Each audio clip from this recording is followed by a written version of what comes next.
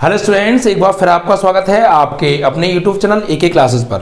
प्यारे बच्चों, आज हम आपके लिए क्लास 12 का चैप्टर नंबर 12 रैखिक प्रोग्रामन को बच्चों लेकर आए हैं। ठीक है बच्चों, आज का वीडियो आपके लिए बहुत ज़्यादा इम्पोर्टेंट होने वाला है। क्यों?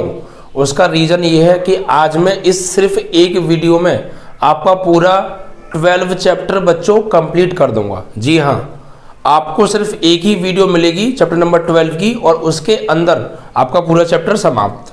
इसलिए आज की वीडियो बहुत ज़्यादा इम्पोर्टेंट होने वाली है। पहले मैं कुछ इस चैप्टर का बेसिक समझाऊंगा।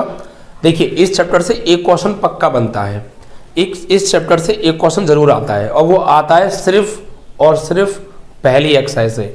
मैंने बहुत सारे अनसॉल्व्ड पेपर्स को देखा है, ठीक है, काफ़ियों को मैंने खोजा।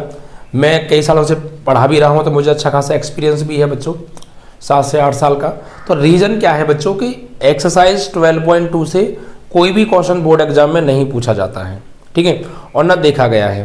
कभी आ गया हो गलती से, लेकिन नहीं आता है। ठीक है बच्चों, तो हम सिर्फ सबसे पहली बात मैं आपसे अभी स्पष्ट कर दूँ, हमारे पास इतना समय नहीं है कि हम हर चीज़ को डिटेल में पढ़ें।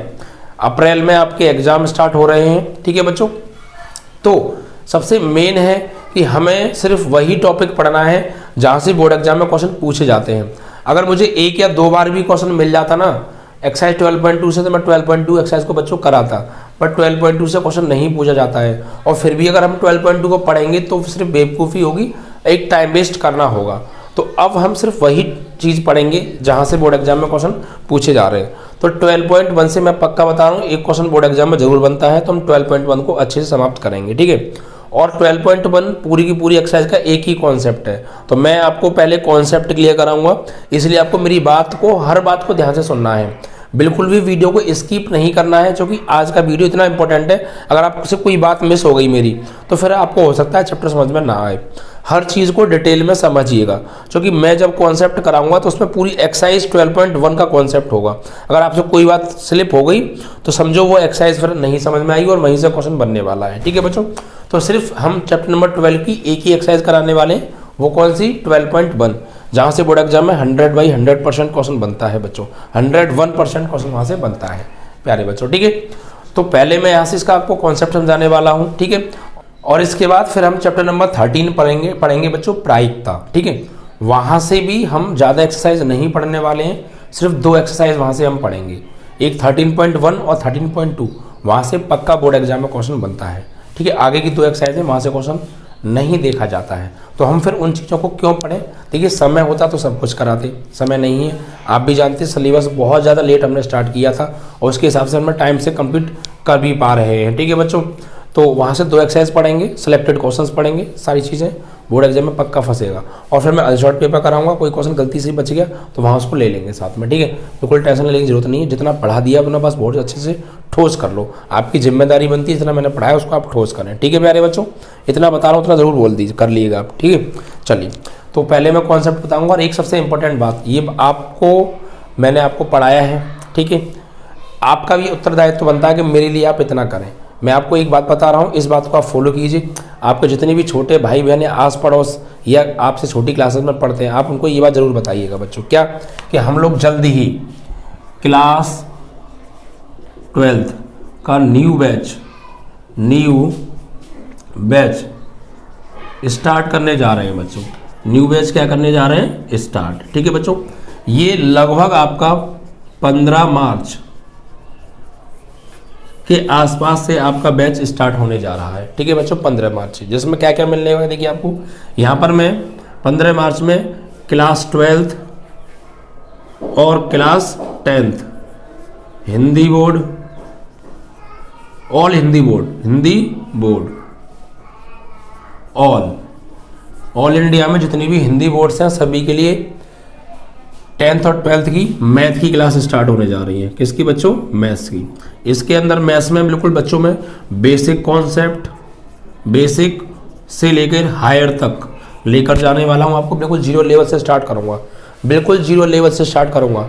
जिन लोगों ने 11th में बिल्कुल भी मेहनत नहीं की है और वो 12th में आ गए हैं, तो वो मैं उस तरीके से क्लास 12th का बेसिक पढ़ाऊंगा आपको और फिर 12th का मैथ पढ़ाऊंगा कि आपको 11th भी नहीं पढ़ी है ना तब भी आपको एकदम बेहतरीन समझ में आने वाला है। ठीक है बच्चों, उस कॉन्सेप्ट से मैं बिल्कुल जीरो लेवल से आपको उठा के चलने वाला हूँ। ठीक है, और ध्यान रखिएगा ऑफलाइन से कई गुना बेस्ट मैं आपको रिजल्ट देने वाला हूँ। बहुत बेहतरीन पढ़ाऊंगा, बस क्लास को मिस नहीं करना है आपको एक को भी। ठीक है, ऐसे ही 10th वाले बच्चे सुन लें जिन लोगों ने 9th में मैथ नहीं की है। ठीक है, वो 10th में अगर आ गए हैं तो उनको मैं उस तरीके से पढ़ाने वाला हूँ कि मैथ 9th में जो आपने नहीं पढ़ा है उस कॉन्सेप्ट को मैं इस तरीके से लेकर चलूँगा कि आपको कोई दिक्कत नहीं आने वाली है। ठीक है, 10th का मैथ एकदम झक्कास तरीके से बेहतरीन तरीके से आपको समझ में आने वाला है।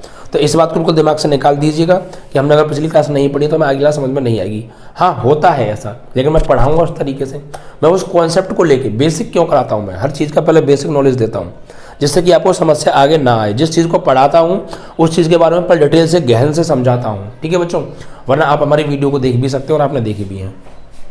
तो 10th और 12th के दोनों बैच हिंदी बोर्ड और प्लस इंग्लिश मीडियम की क्लासेस, इंग्लिश मीडियम की क्लासेस भी बच्चों स्टार्ट हो रही हैं। CBSE की क्लासेस, जितने भी इंग्लिश बोर्ड हैं ऑल इंडिया में सभी के लिए मैथ्स की क्लासेस हम अवेलेबल करने जा रहे हैं। ठीक है बच्चों, इसमें देखिए हम क्या कराने वाले हैं 12th के लिए हम बच्चों NCERT बुक का टोटल सॉल्यूशन हम आपको कराएंगे बच्चों। ठीक है, टोटल सॉल्यूशन प्लस हमारे यहाँ पर एक बुक और चलती है बच्चों, डॉक्टर हर्षरूप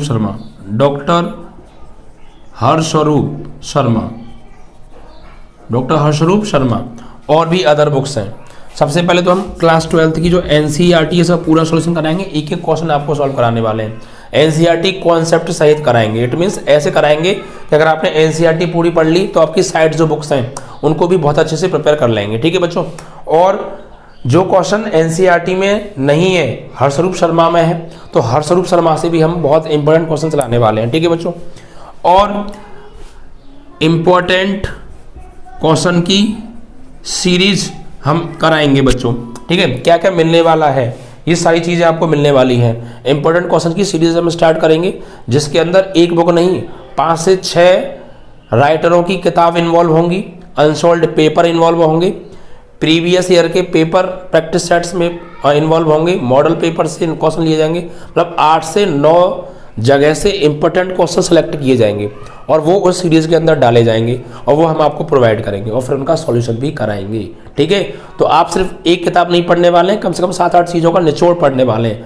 बोर्ड एग्जाम में बच्चों जब आप 2022-23 में एग्जाम देंगे तो यकीनन बता रहा हूँ आपका कोई भी क्वेश्चन मिस नहीं होने वाला है। ठीक है, और इस साल के बच्चों से भी आप प्रिपेयर कर सकते हो और आपको भी पता है बच्चों। ठीक है, हम कितनी गहन अध्ययन कराते हैं, तो ये चीज़ हम आपको देने वाले हैं। प्लस एक न्यू चीज़ और है, हम एक बच्चों ग्रुप बनाएंगे। क्या बनाएंगे? ग्रुप, जिसमें जिसके भी डाउट होंगे वो डाउट हम खुद क्लियर कराएंगे।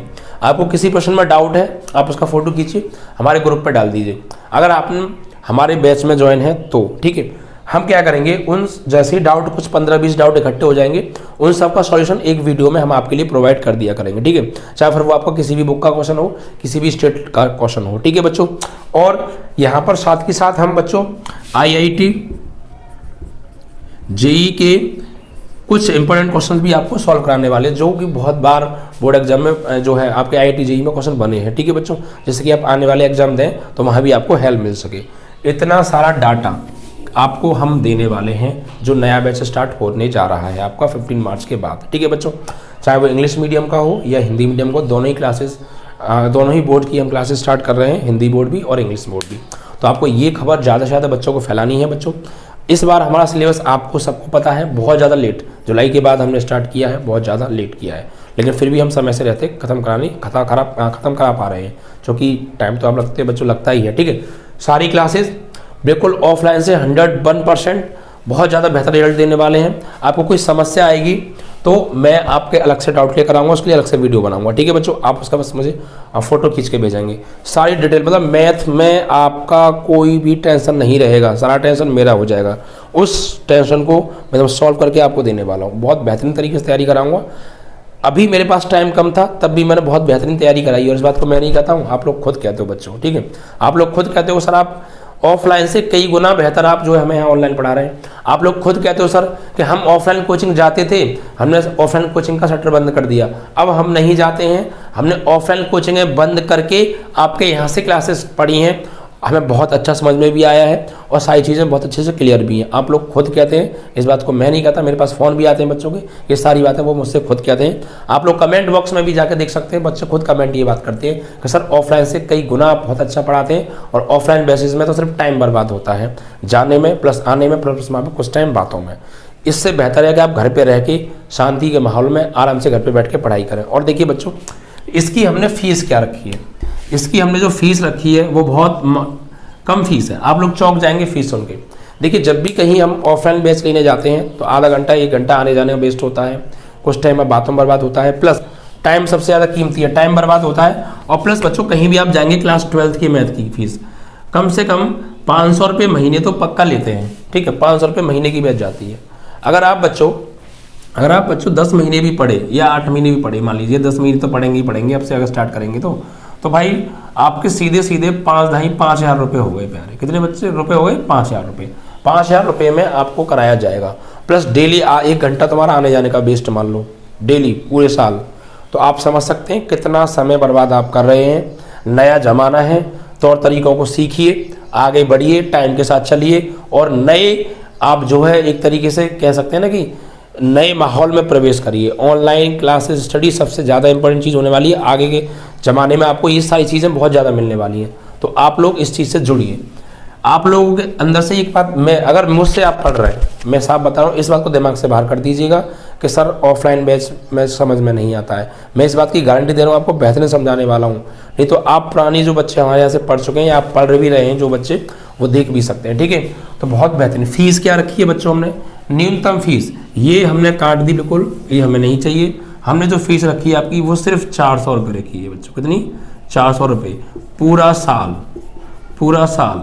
पूरा साल 400 रुपये में आपको इतना सारा डिटेल हमारे यहाँ से मिलने वाली है। ये पूरा 400 रुपये में आपको हमारी क्लासेस मिलने वाली हैं, आपको बिल्कुल फ्री, ठीक है। क्लासेस तो मिलेंगी, प्लस ये चीज़ आपको मिलेंगी, सारी चीज़ जो मैंने आपको डिटेल में बताई हैं। और देखिए, मैं आपको एक चीज़ और देने वाला हूँ, नोट्स। मैथ में पूरे नोट्स मैं आपको हैंड राइटिंग में साफ साफ लिखे हुए उनकी PDF आपको नोट्स दूंगा, पूरी बुक का सॉल्यूशन आपको दूंगा। कोई ये नहीं कि कहीं से छाप कर दे दिया, मैं खुद सॉल्व कराऊंगा उसको, ठीक है, बेहतरीन राइटिंग में। और हर एक क्वेश्चन को जैसे मैं करा रहा हूँ वैसे ही वहाँ पे तुम्हें नोट्स में सॉल्यूशन मिलेगा एकदम मस्त तरीका से। तो आपको नोट्स की PDF मिलेगी चैप्टर वाइज सभी की बेहतरीन।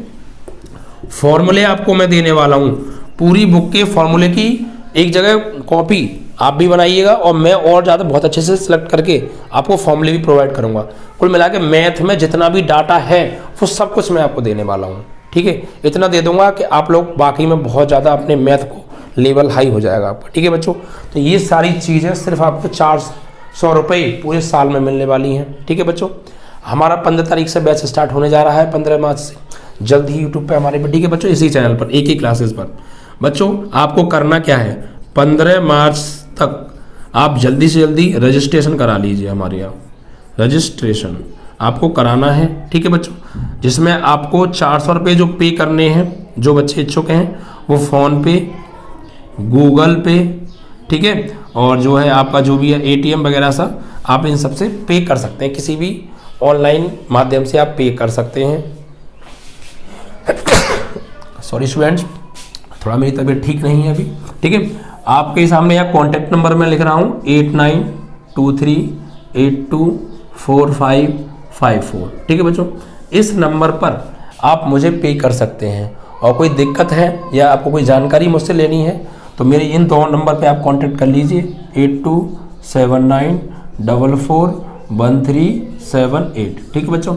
इन 2 नंबर पर आप मुझसे कांटेक्ट कर सकते हैं, कोई समस्या है, कोई जानकारी लेना चाहते हैं कभी भी, ठीक है, और इस पर आप पे कर सकते हैं, ठीक है प्यारे बच्चों। तो ये सारी चीज़ डिटेल मैं आपको जो है सिर्फ 400 रुपये, मात्र 400 रुपये, आपको ज़्यादा बड़ी बात नहीं होती है। 400 रुपये आप 2 मिनट में बिगाड़ देते हैं बच्चे, ठीक है। और यहाँ पे आपका कैरियर बनाने वाला हूँ सिर्फ मैं 400 रुपये में मैथ के अंदर, ठीक है, गारंटी के साथ मैथ बहुत बेहतरीन पढ़ाने वाला हूँ प्यारे बच्चों में, ठीक है। और वरना आप देख लीजिए हमारी अभी जो पिछली क्लासेस हैं, ये सारी क्लासेस कुछ दिन बाद पेपर स्टार्ट होगा बच्चों का बोर्ड एग्जाम, मैं सारी क्लासेस जितनी भी हैं मेरी यूट्यूब पे मैं सबको प्राइवेट कर दूंगा, फिर इन क्लासों को आप नहीं देख पाएंगे, ठीक है बच्चों। फिर आप जो नई क्लासेस स्टार्ट होंगी उनको आप पढ़ने वाले हैं, नई क्लासेस जो स्टार्ट होने वाली हैं 15 मार्च से आप उनको देखेंगे, ठीक है बच्चों, यूट्यूब पर। तो सबको आपको ये सारी डिटेल आपको समझ में आ गई। ये डिटेल आपको अपने छोटे भाई बहन, आपके आस पड़ोस, आपके रिलेशन में जितने भी हैं जो मैथ से पढ़ रहे हैं बच्चों, उनको देने वाली है। यकीनन मानिएगा मैथ बहुत स्ट्रांग बनाने वाला हूँ मैं, ठीक है। तो ये सारी डिटेल को ऊपर जो मैंने आपको 5 या 7 मिनट ख़राब की हैं, ये मान लीजिए आपको मैंने पूरा फ्री पढ़ाया है, पूरा सिलेबस मैंने आपको फ्री कराया है। ये मान लीजिए कि ये मेरी गुरु दक्षिणा है, ये आपको हर बच्चे तक ये मुहिम पहुँचानी है और ज़्यादा से ज़्यादा हमारे चैनल से आपको बच्चे जोड़ने हैं। जितने भी बच्चे मुझसे पढ़े हैं इस साल, एक तरीके से ये मान लीजिएगा बच्चों कि ये मेरी गुरु दक्षिणा है, मुझे आपसे कुछ नहीं चाहिए, सिर्फ ये चाहिए, इतना आपको करना है। आपको बच्चे ज़्यादा से ज़्यादा जोड़ने हैं हमारे यहाँ से, ठीक है बच्चों। और देखिए हम सबसे न्यूनतम फीस पे ले रहे हैं, सिर्फ 400 रुपये में पूरा साल मैथ पढ़ाने वाले हैं। जहाँ 5 से 7 हज़ार 9 हज़ार 10 हज़ार कोचिंगों में फीस ली जा रही है बच्चों, सिर्फ 400 रुपये में। 400 रुपये फीस हमने कम क्यों रखी है? क्योंकि देखिए हमारे इंडिया में गरीबी तो खैर है, और देखिए हर तरह के बच्चे नहीं, अमीर भी हैं। हमने फीस उस हिसाब से रखी है कि आप हर तरीके का बच्चा हमारे चैनल से जुड़ सके, गरीब से गरीब भी मेहनत करके अच्छा बन सके, इसलिए हमने फ़ीस बहुत कम रखी है, 400 रुपये। और उसमें हम बहुत सारा डाटा दे रहे हैं। आप कहीं भी जाएंगे 10 से 12 हज़ार रुपये आपके इस चीज़ में जाने वाले हैं, ठीक है बच्चों।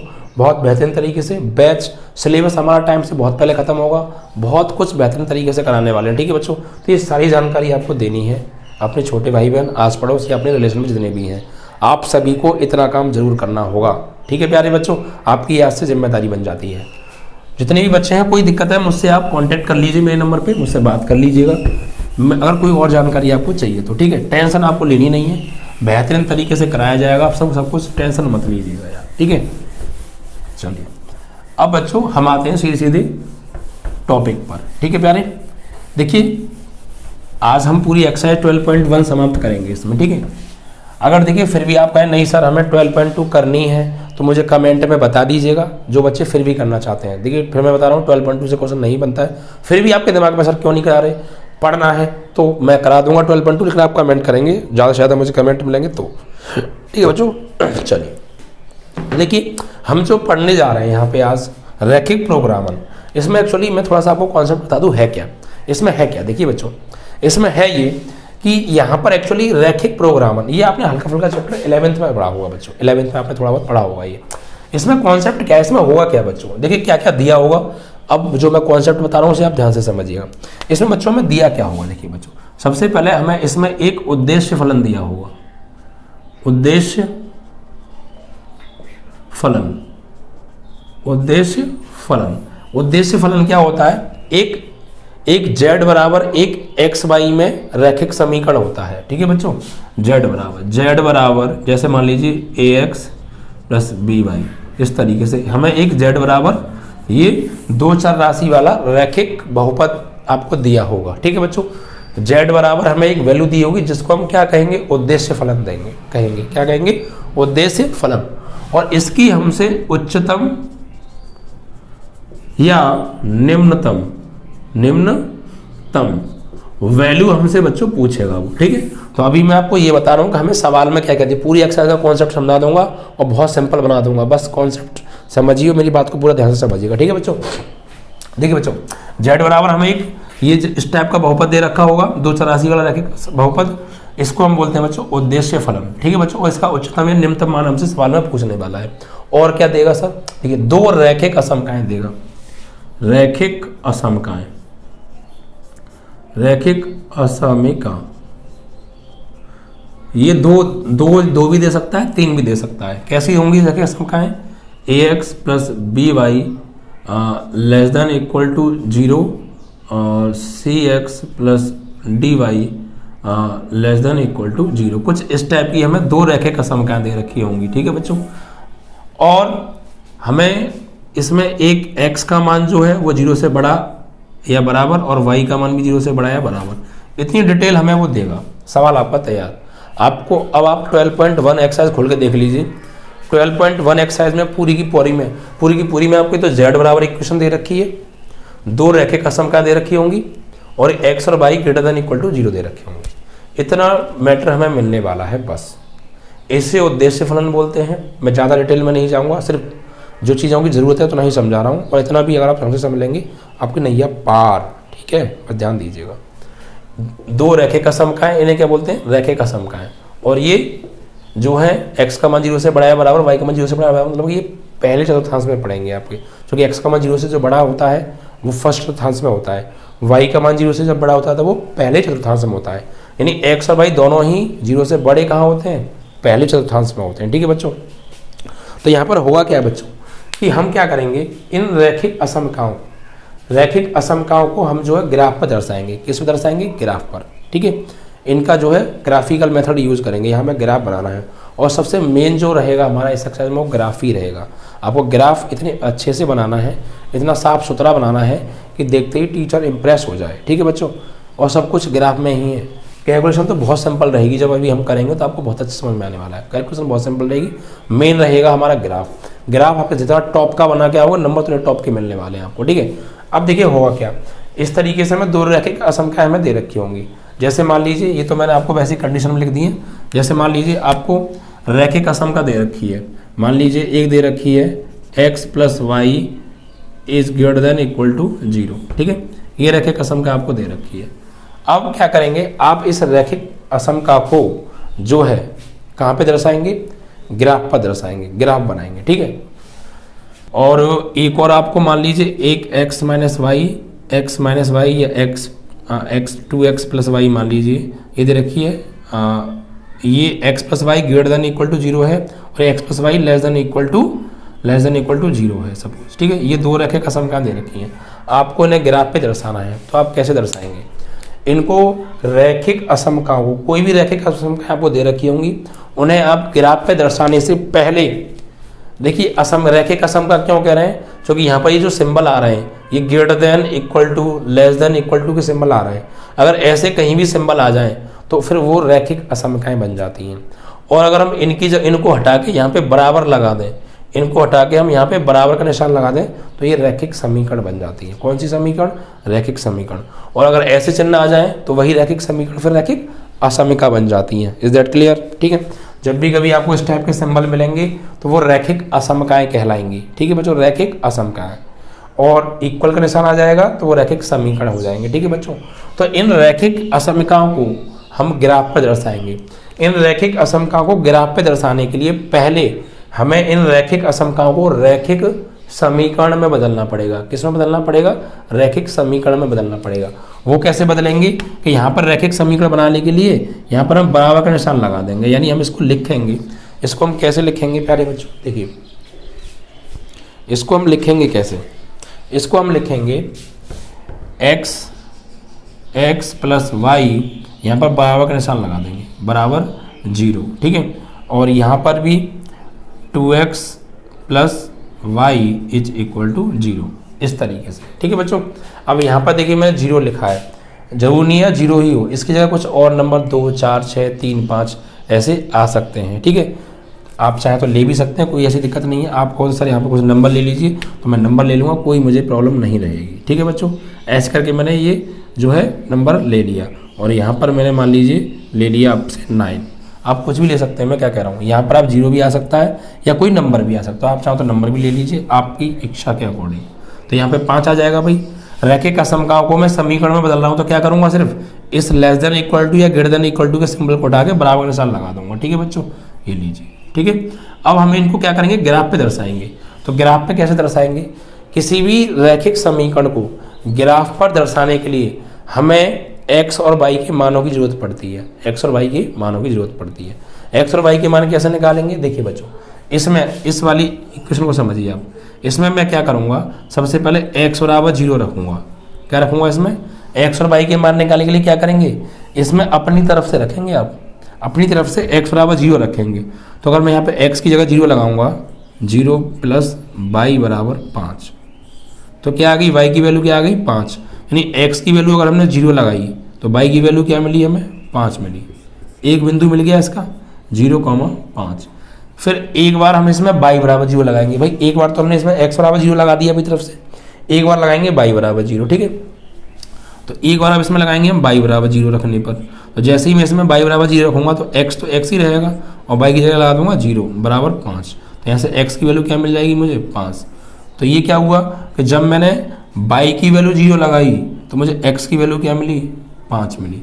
पहले x की वैल्यू बाद में y की वैल्यू। जब मैंने x की वैल्यू 0 लगाई यहाँ पे तो y की वैल्यू 5 मिल गई, तो बिंदु हो गए 0,5।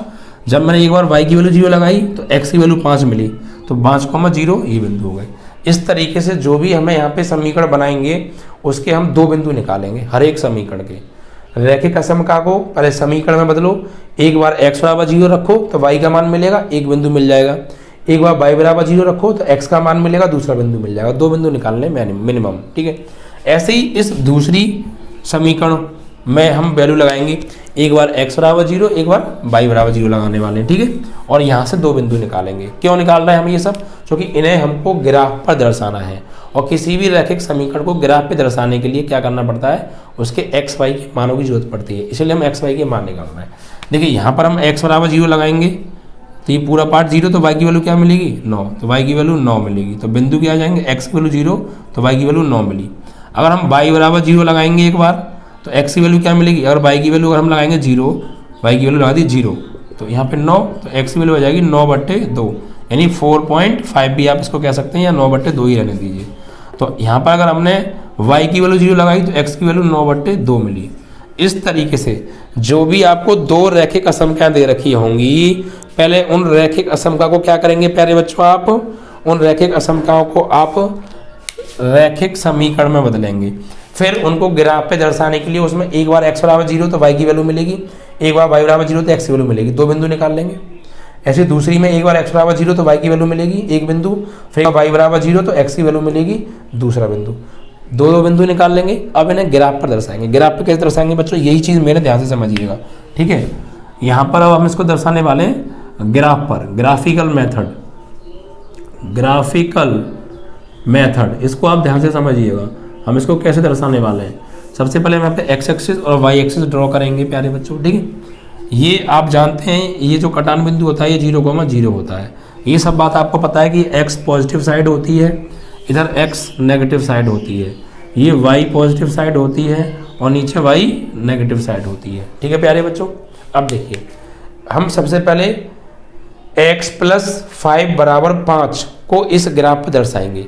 x + 5 = 5 को इस ग्राफ पर कैसे दर्शाएंगे ध्यान से समझिएगा, ठीक है बच्चों। देखिए इसके बिंदु हमने निकाले थे, ये इसमें क्या है, x का मान 0, y की वैल्यू 5 + 5, तो x पे तो हमें 0 जाना है और y पे कितना जाना है +5। ये सारी चीज़ें आपने 10th में सीखी होंगी, ठीक है बच्चों। कैसे दर्शाते हैं, तो x पे जाना है 0, यानी x पे ना तो पॉजिटिव साइड में या नेगेटिव साइड में 0 पे रहना, तो x 0 कहाँ पे होता है यहाँ पे, और y की वैल्यू 5, तो y की वैल्यू 5 ऊपर जाएंगे प्लस के, मान लीजिए 1 2 3 4 5, तो यहाँ पर होगा y की वैल्यू 5, तो ये बिंदु कहाँ हो गया हमारा, x की वैल्यू 0 और y की वैल्यू 5 का होगी यहाँ पे 0,5, ठीक है प्यारे बच्चे। ऐसे दूसरा बिंदु 5,0 दर्शाएंगे इस पर, तो x पे जाना है +5, यानी 1 2 3 4 5, यहाँ कहीं 5 हो गया, और y की वैल्यू कितनी है 0, ना ऊपर जाना नीचे जाना, ही रहना है, तो ये हो गया आपका 5,0। अब इन दोनों बिंदुओं को मिलाकर आप स्केल रख के एक रेखा खींच देंगे, ये रेखा खींच देंगे आप इस तरीके से, समझ में आया। ये रेखा किसको बता रही है, ये रेखा x + y = 5 को दर्शा रही है, x + y = 5, x + y = 5 को डिनोट कर रही है ये लाइन, आपकी जो पहली लाइन है, ठीक है बच्चों। तो इस तरीके से हम किसी भी रैखिक समीकरण को यहाँ पर हम ग्राफ पर दर्शाने वाले हैं। इज दैट क्लियर, ठीक है। अब देखिए हमसे क्या पूछेगा, इस लाइन का हल क्षेत्र पूछेगा, हल क्षेत्र। देखिए इस लाइन को हल क्षेत्र 3 जगह से मिलने वाले हैं हम। एक तो क्या कि या तो इस लाइन का जो हल होगा, जो इस लाइन का सॉल्यूशन होगा, वो कौन कौन से होने वाले हैं, या तो इस लाइन के नीचे का एरिया इस लाइन का हल होगा, या इस लाइन के ऊपर का जो एरिया है ये इसका हल होगा, या इस लाइन के ऊपर का एरिया इसका हल होगा, ठीक है बच्चों। या तो इस लाइन के नीचे का एरिया, या इस लाइन के ऊपर का एरिया, या इस लाइन ने जो जगह घेर रखी है वो वाला एरिया इसको संतुष्ट करेगा, ठीक है बच्चों। तो हम ये कैसे पता करेंगे कि जो इसका हल क्षेत्र है, इस लाइन का जो हल क्षेत्र है वो इस लाइन के नीचे के वाला है या इस लाइन से ऊपर वाला क्षेत्र है। उसके लिए हम क्या करेंगे बच्चों, देखिए इस लाइन की जो असमका थी उसमें इस लाइन के नीचे के क्षेत्र पता करना है हमें। तो इस लाइन से नीचे की ओर का कोई भी एक बिंदु ले लो, जैसे ये मूल बिंदु है, ये इस लाइन के नीचे की ओर आ रहा है, तो आप मूल बिंदु लगा लो या कोई और बिंदु, बट वो बिंदु इस लाइन से नीचे का ही होना चाहिए। कोई भी एक बिंदु ले लो और इस समीकरण की रैखिक असमका जो थी इसमें लगा के देखिए आप और चेक कीजिए क्या इसको संतुष्ट कर रहा है। ठीक है, तो हम क्या कर रहे हैं, इस लाइन के नीचे की ओर का एक बिंदु ले रहे हैं 0,0, इसमें लगा के देखेंगे इस लाइन की असमका में। तो देखिए बच्चों x की जगह क्या लगाना है मुझे इसमें, जैसे ये x plus y greater than equal to 5 है, तो इसमें x बराबर 0 लगाऊंगा, क्योंकि 0,0 मतलब क्या है, x का मान भी 0, y का मान भी 0 और y बराबर 0 लगाऊंगा। तो यहाँ 0 लगाऊंगा, 0 plus 0 greater than equal to 5, तो 0 ग्रेटर देन इक्वल टू 5। क्या ये वाली बात सत्य है? क्या 0 5 से बड़ा होता है? बिल्कुल नहीं होता है, ये वाली बात सत्य नहीं है। क्लियर ना? हमें ये पता करना है इस लाइन को जो संतुष्ट कर रहा है वो इस लाइन के नीचे का एरिया संतुष्ट कर रहा है या ऊपर का। उसके लिए हमें इस लाइन के एक तरफ का कोई एक बिंदु लगाना पड़ेगा इसकी रैखिक असमका में x और y की जगह पे। तो हम इस लाइन के नीचे का बिंदु 0,0 लगा कर देख लेना है, क्योंकि 0,0 इस लाइन के नीचे की तरफ ही तो आ रहा है। ठीक है, तो x के 0 लगाया, y के 0 लगाया, तो हमें यहाँ मिली 0 is greater than equal to 5, यानी जो 5 है वो 0 से क्या है, बड़ा है। सॉरी 5 है वो 0 से छोटा है और 0 जो है 5 से बड़ा है। लेकिन क्या आप बताइए, क्या 0 5 से बड़ा होता है? कभी नहीं होता है। तो ये असत्य है बात। ये कैसी बात है बच्चों? असत्य बात है। अगर ये बात असत्य है तो इसका मतलब ये हो गया कि हमने इस लाइन के नीचे की ओर का एक बिंदु लगा के देखा और वो बिंदु इसको संतुष्ट नहीं कर रहा है, बात असत्य है। तो फिर इस लाइन के नीचे का एरिया इसको संतुष्ट नहीं कर रहा है, इसका मतलब ये हो गया। भाई हमने बिंदु लगा के देखे और असत्य वाली कंडीशन मिल रही है कि भैया 0 5 से बड़ा नहीं होता है। तो इस लाइन का नीचे का बिंदु लगा के देखा हमने और नीचे का बिंदु इसको संतुष्ट नहीं कर रहा है। तो इसका मतलब ये हो गया कि इस लाइन के नीचे का जो एरिया है वो संतुष्ट नहीं कर रहा है। ठीक है, तो भैया जब इस लाइन को इसके नीचे के एरिया संतुष्ट नहीं कर रहा है तो फिर कौन सा एरिया संतुष्ट करेगा? तो फिर करेगा अब इस लाइन के ऊपर वाला एरिया संतुष्ट। ठीक है, अगर नीचे के एरिया संतुष्ट नहीं कर रहा है तो फिर ऊपर वाला एरिया संतुष्ट करेगा। तो इसका हल क्षेत्र कौन सा हो गया? इस लाइन का हल क्षेत्र हो गया ऊपर वाला एरिया। कौन सा वाला एरिया? ऊपर वाला। ठीक है भैया, कौन सा वाला? ऊपर वाला। क्योंकि नीचे हमने बिंदु लगा के देखा, इसको संतुष्ट नहीं कर रहा है, और जब नीचे का बिंदु संतुष्ट नहीं कर रहा तो पक्का 100% ऊपर का बिंदु संतुष्ट करेगा। कहाँ का बिंदु संतुष्ट करेगा बच्चों? ऊपर का बिंदु। इसलिए तो हमने लिख दिया एक बार में ही कि अगर नीचे के एरिया संतुष्ट नहीं कर रहा है तो फिर पक्का ऊपर वाला संतुष्ट एरिया करेगा। ठीक है बच्चों, तो इस लाइन का हल क्षेत्र कौन सा हो गया? ये पूरा एरिया। ये पूरा एरिया इस लाइन का हल क्षेत्र है। ठीक है बच्चों, इस लाइन का हल क्षेत्र है। Okay, is that clear? ऐसे ही फिर हम दूसरी लाइन में बिंदु निकाले हमने, इसको दर्शाएंगे। तो x पे 0 और y पे 9, x पे 0 y पर 9, तो 1 2 3 4 5 6 7 8 9, ये हो गया आपका x पे 0 y पर 9। फिर दूसरा बिंदु 9/2, 0, यानी x पे 9/2 और y पे कितना जाना है? 0। x पे 9/2, y पे कितना जाना है? 0। तो x पे 9/2 का मतलब क्या है बच्चों? 4.5। 9/2 का मतलब क्या है?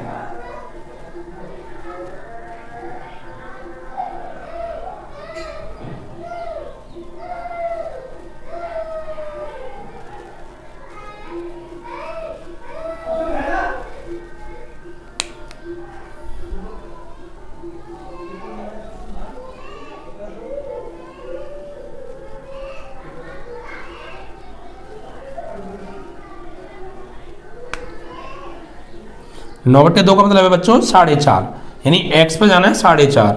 तो x पे 4.5 का मतलब हो गया कि 1 2 3 4 और 5 के बीच में कहीं यहाँ पे होगा, यहाँ कहीं होगा या नहीं होगा? ठीक है, तो 9/2, 0 ये वाला बिंदु यहाँ हो गया। तो दो बिंदु मिले हमें, एक बिंदु ये वाला और एक बिंदु ये वाला। इन दोनों को मिला के आप लाइन ड्रॉ कर देंगे स्केल रख के बिल्कुल कायदे के साथ। ठीक है बच्चों, ये आपकी लाइन सेकंड हो गई। और ये लाइन किसको दर्शा रही है? ये लाइन दर्शा रही है 2x + y = 9 को। 2x + 2x प्लस वाई बराबर 9 को दर्शा रही है ये लाइन। ठीक है बच्चों, ऐसे ही हम इस लाइन पर चेक करेंगे कि इस लाइन को नीचे के एरिया संतुष्ट कर रहा है या ऊपर का एरिया संतुष्ट कर रहा है।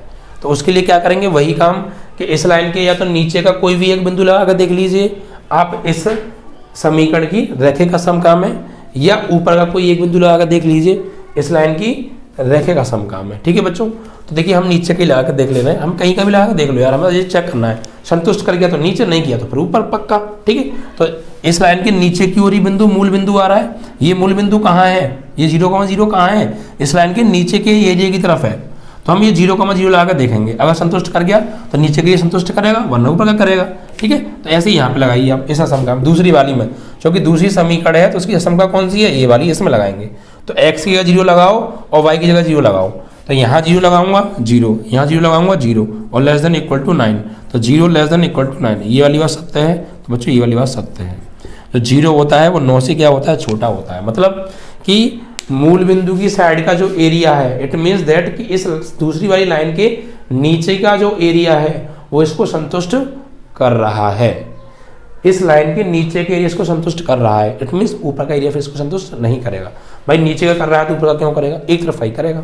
तो अब हम इसको कहाँ करेंगे, इसको नीचे के एरिया संतुष्ट कर रहा है तो इसको ऐसे ऐसे करके एरो बना देंगे, इस लाइन को नीचे का एरिया संतुष्ट कर रहा है बच्चों। ठीक है, अब हमें क्या करना है, अब हमें यहाँ पर दो तरह की कंडीशन मिली, इस लाइन को ऊपर का, इस लाइन को नीचे का। अगर ऐसी कंडीशन जब भी मिल जाए तो हमें यहाँ करना है, हमें वो क्षेत्र लेना है, हमें वो क्षेत्र लेना है जो इन दोनों रेखाओं को एक साथ संतुष्ट कर रहा हो।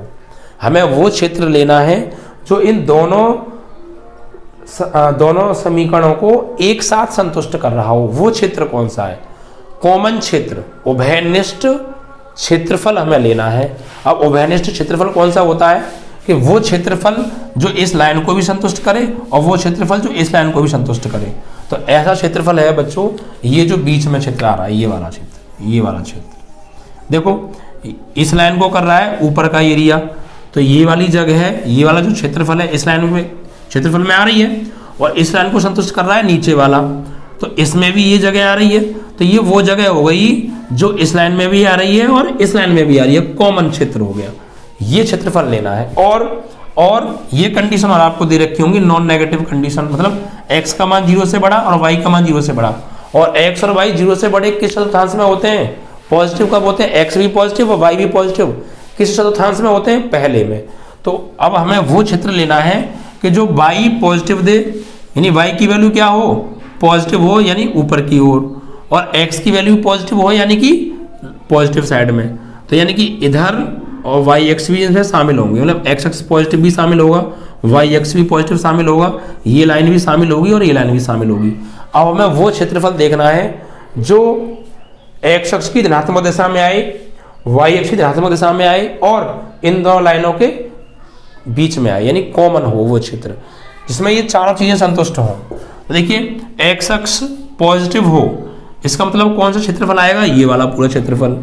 वाई एक्स पॉजिटिव हो तो कौन सा क्षेत्रफल आएगा, ये वाला पूरा क्षेत्रफल। और ऐसा क्षेत्रफल कौन सा है भाई, एक्स और वाई दोनों पॉजिटिव हैं, एक्स और वाई दोनों कैसे हैं, पॉजिटिव। और ये कौन से चतुर्थांश में आते हैं, पहले में आते हैं, प्लस प्लस। तो एक्स और वाई पॉजिटिव मतलब एक्स और वाई पूरे क्षेत्रफल पहले में आ रहे हैं। तो हमें वो क्षेत्र लेना है जो इस लाइन और एक्स और वाई पॉजिटिव चारों में कॉमन क्षेत्र हो। तो वो चारों में कॉमन क्षेत्र फिर ये वाला हो गया प्यारे। देखिए एक्स वाई पॉजिटिव है, इसमें है, ये वाला क्षेत्रफल इन चारों को संतुष्ट कर रहा है, ये वाला क्षेत्रफल।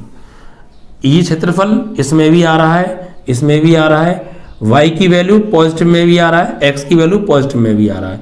तो ये वो क्षेत्रफल है जो इन चारों कंडीशनों को संतुष्ट कर रहा है। ठीक है बच्चों, ये कॉमन क्षेत्रफल हमें लेना है। ठीक है, और फिर इसके 4 बिंदु निकल के आए हमारे पास, 1 बिंदु, 2 बिंदु, ये हमें पता है, और एक बच्चों को ये तीसरा बिंदु, 3 बिंदु मिले हमें, ये 3 बिंदु लेने हैं।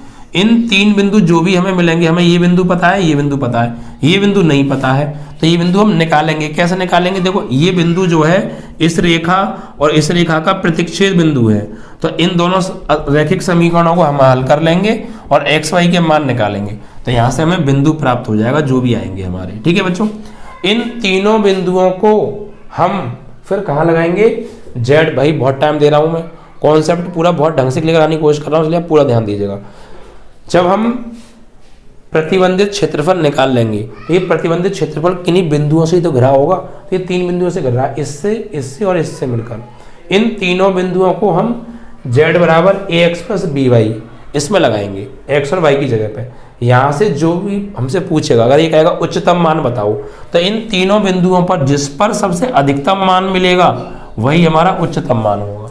अगर वो ये कहे न्यूनतम मान बताओ, तो इन तीनों बिंदुओं में से किसी पर तो न्यूनतम मिलेगा। मान लो एक बिंदु पर मिल गया 50, एक पे मिल गया 60, एक पे मिल गया 70। तो अगर वो कहे उच्चतम मान बताओ, तो उच्चतम मान हो जाएगा हमारा ये वाला। और वो कहेगा निम्नतम मान बताओ, तो निम्नतम मान हमारा ये वाला हो जाएगा। ठीक है, इन तीनों बिंदुओं पे हमें जो भी वैल्यू मिलेंगी उसमें एक मान सबसे उच्चतम होगा और एक मान सबसे न्यूनतम होगा। उच्चतम पूछेगा तो उच्चतम वाला आंसर, न्यूनतम पूछेगा तो न्यूनतम वाला आंसर। ठीक है, अब यहाँ पे 3 तरह की कंडीशन मिलेंगी। पहली एक्सरसाइज में आपको 3 तरह के सवाल मिलने वाले हैं और आपकी एक्सरसाइज खत्म। कैसे? एक कभी कभी क्या होगा बच्चों कि इस लाइन को तो भाई यहाँ तो जो है इस लाइन को नीचे के लिए संतुष्ट कर रहा था, इस लाइन को ऊपर के लिए संतुष्ट कर रहा था। लेकिन कभी कभी क्या होगा बच्चों, कभी कभी क्या हो जाता है, मैं आपको इसको हटा देता हूँ, अब यहाँ पे समझाता हूँ मैं आपको। ठीक है, 3 तरह के क्वेश्चन मिलने वाले हैं हमें। ठीक है, 3 तरह के कॉन्सेप्ट को समझ लीजिए, आपकी एक्सरसाइज पूरी खत्म। देखिए बच्चों प्यारे ध्यान से समझिएगा बिल्कुल। देखिए क्या होगा, जब हम ग्राफ बनाएंगे तो हमारे सामने 3 तरह की समस्याएं आएंगी। कैसी कैसी? देखिए क्या होगा कि जैसे मान लीजिए ये लाइन है, तो इस लाइन को मान लीजिए ऊपर के लिए संतुष्ट कर रहा है, ऊपर के लिए संतुष्ट कर रहा है, मान लीजिए, मान लेते हैं एक बार के लिए। और एक और लाइन है, मान लीजिए वो जा रही है कुछ ऐसे करके, इस लाइन को नीचे के लिए संतुष्ट कर रहा है। तो भैया अब ऐसा एरिया तो है ही नहीं जो इन दोनों लाइनों को एक साथ संतुष्ट कर रहा हो। इन दोनों लाइनों को एक साथ संतुष्ट कहाँ कर रहा है? इस लाइन का क्षेत्रफल इसको ऊपर की ओर, जितने भी ऊपर का क्षेत्रफल है, ऊपर का जितना भी क्षेत्रफल है इस लाइन को वो संतुष्ट कर रहा है। इस लाइन को नीचे का जितना भी क्षेत्रफल है वो संतुष्ट कर रहा है। तो क्या कोई ऐसा क्षेत्रफल है जो इन दोनों को एक साथ संतुष्ट कर रहा हो? ऐसा नहीं है, क्योंकि इसका ऊपर को जा रहा है भैया, ये नीचे को जा रहा है, तो कॉमन क्षेत्रफल तो कोई है ही नहीं। तो यहाँ पर क्या है, उभयनिष्ठ क्षेत्रफल नहीं है। जब भी कभी ऐसी सिचुएशन आ जाए कि एक लाइन को ऊपर के लिए संतुष्ट कर रहा है, एक लाइन को नीचे के लिए संतुष्ट कर रहा है, मतलब कोई भी कॉमन क्षेत्रफल, जैसे हमें यहाँ पे कॉमन क्षेत्रफल, उभयनिष्ठ क्षेत्रफल, कॉमन रीजन मिला था, यहाँ पर हमें कॉमन रीजन नहीं मिल रहा है। अगर ऐसी सिचुएशन कभी भी आ जाती है जब एक लाइन को ऊपर का और एक लाइन को नीचे के लिए संतुष्ट करे, मतलब कोई भी क्षेत्रफल उभयनिष्ठ ना हो, ऐसा कोई क्षेत्रफल ना हो जो दोनों को एक साथ मिलकर संतुष्ट कर रहा हो, तो ऐसी कंडीशन में हम लिखेंगे बच्चों, ये पहली कंडीशन है, ऐसी शर्त में हम लिखेंगे कि no solution, no solution, no solution, कोई हल नहीं है, कोई हल नहीं है। ठीक है भाई, कोई हल नहीं है। फिर हम वहाँ पे आंसर में लिखेंगे कि यहाँ ऐसा कोई हल है ही नहीं। क्यों?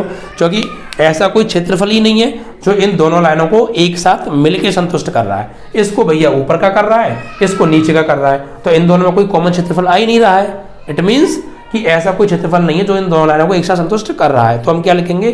कोई हल नहीं है। एक कंडीशन ये मिलेगी आपको।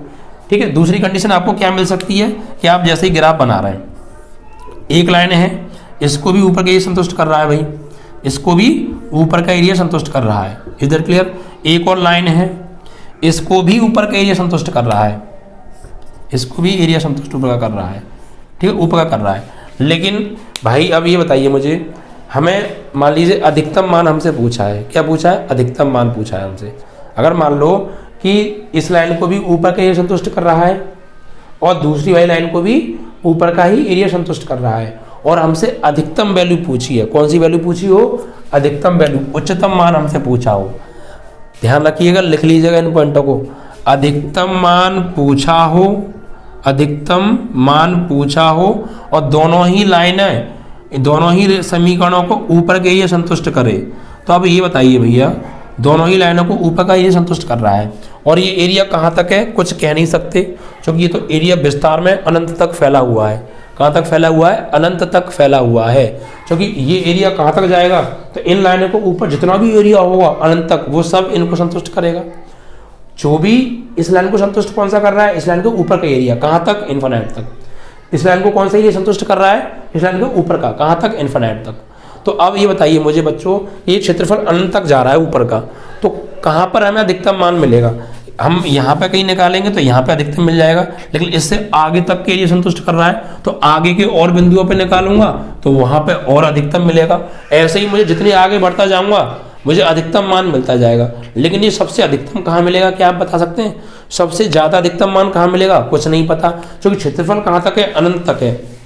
तो अनंत तक तो बहुत सारे बिंदु होंगे, तो किस बिंदु पर मुझे सबसे अधिकतम मिलेगा, कह नहीं सकते, क्योंकि दोनों ही लाइनों को ऊपर के एरिया संतुष्ट कर रहा है और ऊपर के एरिया अनंत तक विस्तार किए हुए है, अनंत तक फैला हुआ है। तो अनंत तक फैला हुआ है तो किस बिंदु पर हमें अधिकतम मान मिलेगा, हम कह नहीं सकते। तो ऐसी स्थिति में क्या होगा, अगर ऐसी स्थिति में बन जाए कि भैया अनंत तक फैला हुआ है और हमें अधिकतम मान नहीं पता मिल पा रहा है, तो ऐसे क्षेत्रफल को हम बोलेंगे अनबाउंडेड रीजन।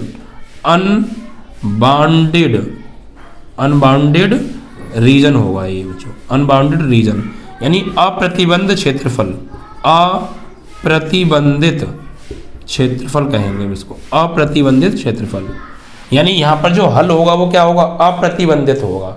जब भी आपको ऐसा केस मिलेगा, दूसरा केस है कि पहली लाइन को भी ऊपर का संतुष्ट कर रहा है, दूसरी लाइन को भी ऊपर का संतुष्ट कर रहा है और हमसे अधिकतम मान पूछा हो, तो अधिकतम मान हमें किस बिंदु पर मिलेगा, कह नहीं सकते, क्योंकि अधिकतम अनंत तक एरिया विस्तारित है और अनंत किस बिंदु पर हमें अधिकतम जाके वैल्यू मिलने वाली है हम कह नहीं सकते। ठीक है, तो अब आप ऐसी शर्त, ऐसे सवाल में आप लिखेंगे कि जो क्षेत्रफल है वो अप्रतिबंधित है।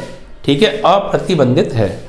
और तीसरा केस आपको एक ऐसा मिल जाएगा, तीसरा केस आपको ऐसा मिल सकता है। देखिए बच्चों, एक केस तो समझ गए, इसको ऊपर का संतुष्ट कर रहा है, इसको नीचे संतुष्ट कर रहा है, मतलब कोई एरिया कॉमन नहीं है, नो सॉल्यूशन, दोनों को ही ऊपर का कर रहा है और अधिकतम मान पूछा है, तो अधिकतम किस बिंदु पर मिलेगा कह नहीं सकते, तो अप्रतिबंधित क्षेत्रफल अनबाउंडेड रीजन होगा। ठीक है बच्चों, और तीसरा केस आपको ऐसा मिलेगा। देखिए बच्चों, तीसरा केस आपको कैसा मिल सकता है कि जैसे आपने ग्राफ बनाया, 3 केस से ऊपर नहीं मिलेगा, आपको ग्राफ बनाया। ठीक है बच्चों, तो ऐसा केस मिल सकता है आपको। देखिए कैसा कि इस लाइन को तो कर रहा है भैया ऊपर का एरिया संतुष्ट, इस लाइन को एरिया कर रहा है ऊपर का संतुष्ट। ठीक है बच्चों, और एक लाइन ये निकाल ली हमने, इसको भी इसको मान लीजिए जो है इसको हमारा जो क्षेत्रफल है इसको जो संतुष्ट कर रहा है वो मान लीजिए इसको भी ऊपर का संतुष्ट, यानी नहीं ऐसा हो सकता है, ऐसा होगा, इस लाइन को मान लीजिए नीचे का संतुष्ट कर रहा है। ठीक है बच्चों, और इसको ऊपर का संतुष्ट कर रहा है और x y greater than equal to 0 है, तो कॉमन रीजन कौन सा हो जाएगा, ये वाला।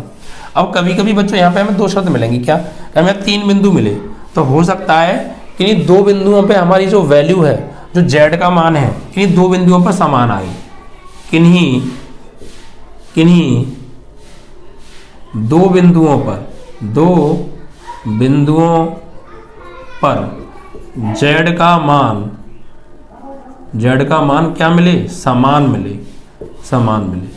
ये चीज तीसरा पॉइंट ये है बच्चों कि अगर हमें z की, हमसे मान लीजिए उच्चतम मान पूछा है, उच्चतम मान बताओ, या निम्नतम पूछा, कुछ भी पूछ सकता है, वो सवाल के ऊपर डिपेंड करता है। हमसे उच्चतम पूछा हो तो कोई दिक्कत नहीं है, निम्नतम पूछा तो कोई दिक्कत नहीं है।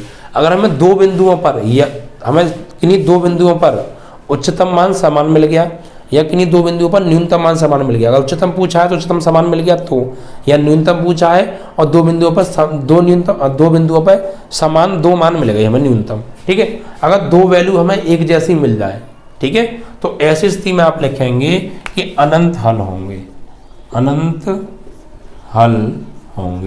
अगर हमें उच्चतम मान पूछा है और 2 बिंदुओं पर उच्चतम मान समान मिल गया, मतलब एक बिंदु लगाया तब भी z की वैल्यू मान लो 80 आ गई और दूसरा मान लगाया तब भी z की वैल्यू 80 आ गई, और यही उच्चतम मान है, बाकी मान सब इससे छोटे हैं और यही दोनों उच्चतम मान पूछा है और ये दोनों एक जैसे मान मिलेंगे 80-80।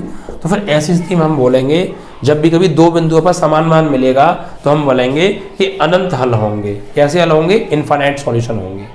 अगर न्यूनतम पूछा होगा और 2 बिंदुओं पर न्यूनतम मान दोनों एक जैसे मिल गए तब भी हम ये लिखेंगे अनंत हल होंगे। ठीक है बच्चों, तो ये आपकी तीसरी कंडीशन थी।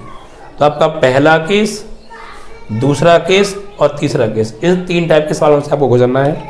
जब स्लाइन को ऊपर के स्लाइन का नीचे के संतुष्ट करे, कोई एरिया कॉमन ना हो, तो आपको लिखना है यहाँ पे कोई हल नहीं है, क्या नहीं, हाँ कोई हल नहीं है, नो सॉल्यूशन, क्योंकि भाई कुछ कॉमन रीजन मिल ही नहीं रहा है।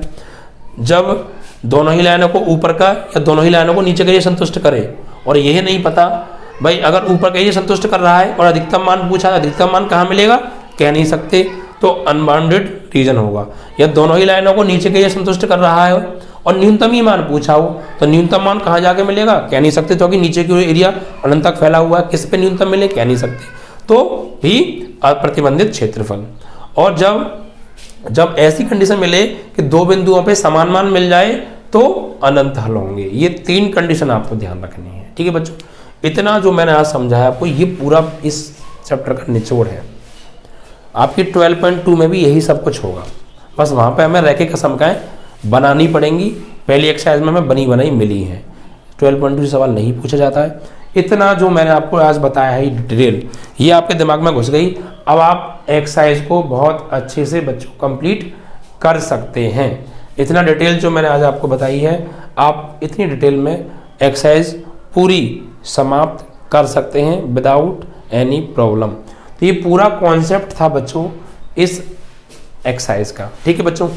इसको अगर आप अच्छे से समझ लेंगे तो फिर आप 12.1 एक्सरसाइज को पूरा कर लेंगे। आई थिंक वीडियो लंबा हो रहा है, कॉन्सेप्ट समझाने में मेरा टाइम लगा दिया, लेकिन पूरा दिमाग में घुसना चाहिए। अब आपको जो वीडियो मिलेगी वो 12.1 की एक वीडियो और प्रोवाइड करूँगा, क्योंकि ये वीडियो थोड़ा लंबा हो गया है। मैं ख़त्म तो इसी में कर देता, लेकिन बच्चों कॉन्सेप्ट समझाने में टाइम लगा है, आपको भी पता है।